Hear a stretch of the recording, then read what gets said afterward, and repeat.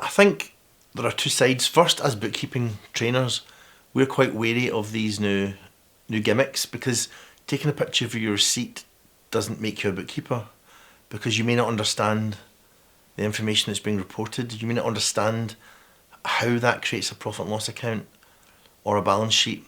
You may not understand how that affects your cash flow. So we're very wary about people becoming their own bookkeeper, and obviously it's in our best interests to remind people that you're not a bookkeeper because you have QuickBooks. On the other hand, things like that can help, because the old joke used to be with bookkeeping is when you got your first job, it'd always be a shoebox full of bits of paper, and you were just told to go and sort it out.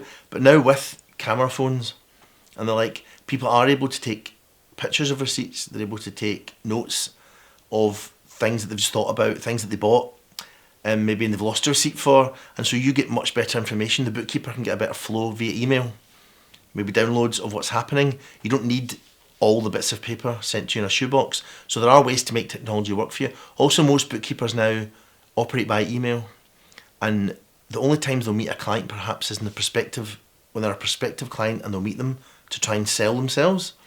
They'll probably meet them once a month for the end of period reporting, but in general now, a lot of sending of receipts or information, a lot of seeking information is done by emails back and forward, and our bookkeepers will use Sage or QuickBooks. And the idea of going into someone's office for an afternoon with that client, that doesn't really exist in the same way anymore. You can have a handful of clients and not meet them.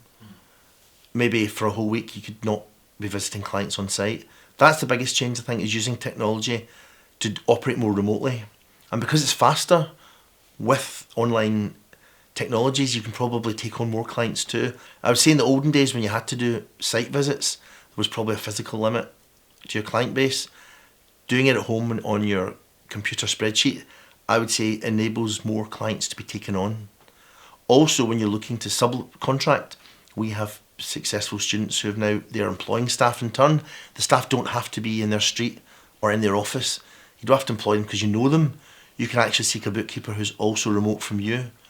So not only your client base remote, you may have somebody working for you who's 10, 20, 50 miles away, which allows you to expand. Some of our staff have actually used some of our other students, and they've given them a start and given them a job, and they live absolutely nowhere near them, but they can do information on their computer. So yeah, I think it's the anonymity to an extent, but you don't need to live next door to your client base. You don't need to walk down your high street looking for people to do the books for, and that's probably the biggest help technology has been for graduates.